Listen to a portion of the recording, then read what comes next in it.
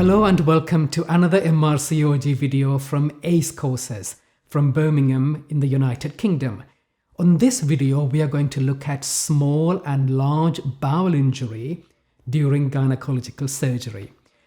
It will not surprise you if I tell you the principal risk factor for bowel injury during gynecological surgery is extensive adhesiolysis during the operation.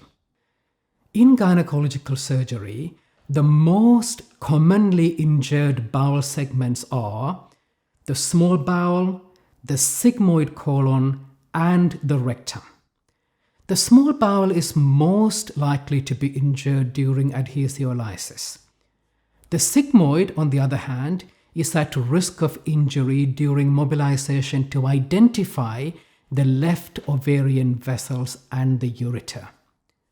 The rectum is prone to injury during cervical mobilization and the development of the rectovaginal plane. You also need to be mindful of injury to the mesentery, which can occur during excision of peritoneal nodules. Mesenteric injury can result in delayed bowel ischemia and injury. Finally, the dreaded diathermy injury. Diathermy injury can be small, just 1 to 3 millimeters, that's all, but often it is a full thickness injury. The white burn mark of diathermy injury is often transitory, so this injury can be very easily missed. But as it is often full thickness, it can result in delayed bowel perforation. You really need to be vigilant about diathermy injury. Now, what are the risks of bowel injury?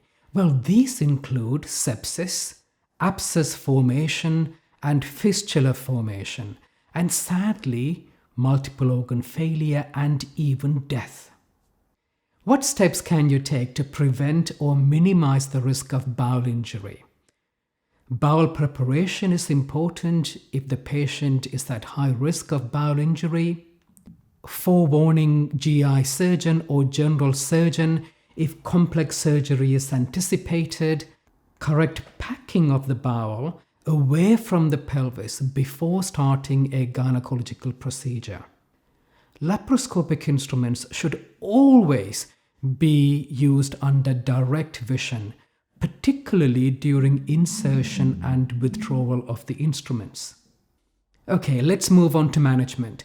Management depends on the time of diagnosis, the site, the magnitude of bowel injury, and whether the damage is via a clean cut or with crushing of the edges, and the degree of devitalization. An immediate intraoperative diagnosis and management are associated with good outcomes. A delayed diagnosis is associated with critical complications. You should always give prophylactic antibiotics in all cases of bowel injury. And you should include gram-negative bacilli and anaerobes. If enteric contamination occurs, perform extensive lavage of the peritoneal cavity. Injuries should be repaired immediately as soon as they are identified, as small injuries can be difficult to identify later, so don't leave the repair to the end of the operation. Let's now look at the surgical repair itself, the site and magnitude of the bowel injury, whether the damage is via clean cut or crushing of the edges, and the degree of devitalization are the main factors in determining the mechanism of repair. And the mechanism of repair can be a primary repair, resection, or stoma formation. Let's deal with small bowel injury first. The small bowel has a rich blood supply and so is usually very forgiving if the injury is a small clean cut and you repair it competently at the time of the surgery.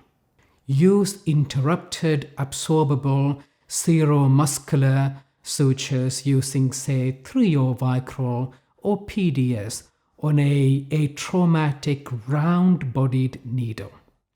The repair must be performed transversely and not longitudinally to avoid narrowing of the bowel as shown in the figure. If the small bowel shows signs of crushing of the edges or ischemia, you cannot do a simple repair. You should resect such bowel, and a primary anastomosis is what should be performed, bringing together the well-vascularized proximal and distal ends of the bowel as shown in the figure. This may be achieved with sutures or with a stapling technique. Finally, if there are complex injuries or peritonitis or the patient is unwell, you should consider defunctioning stomas.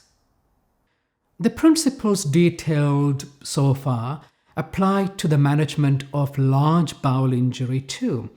However, the relatively poorer blood supply makes the large bowel less forgiving of injury and more prone to leak from repair and anastomosis than small bowel. So you are more likely to do a bowel resection plus or minus stoma rather than a simple primary repair with large bowel. A serious concern about the vascularity should prompt the surgeon to consider ileostomy or colostomy. Now let's look at postoperative management. If there was contamination, a 5-day therapeutic antibiotic course is needed. Normal diet should be instituted as soon as tolerated. There is no advantage in prolonged bowel resting. The gut obtains its nutrition principally from the lumen and not intravascularly as other organs. It requires luminal nutrition to maintain mucosal integrity. Vigilance for peritonitis and sepsis is important. You should perform white cell count, CRP, and other investigations as necessary. Involvement of stoma therapist is important if the patient had colostomy or ileostomy. So that is how you will manage bowel injury. But of course, prevention is always better than cure. And if I could leave you with one important tip, message to minimize the risk of bowel injury, it will be this. Use your laparoscopic instruments always under direct vision, particularly during insertion and withdrawal. And if you are moving the bowel with a laparoscopic instrument, make sure you do that under direct vision and ensure electrosurgical leads are not attached to the instruments that you are using to move the bowel. I hope you found this video useful, and until we meet again in another video or indeed at the face-to-face MRCOG weekend course in Birmingham, goodbye.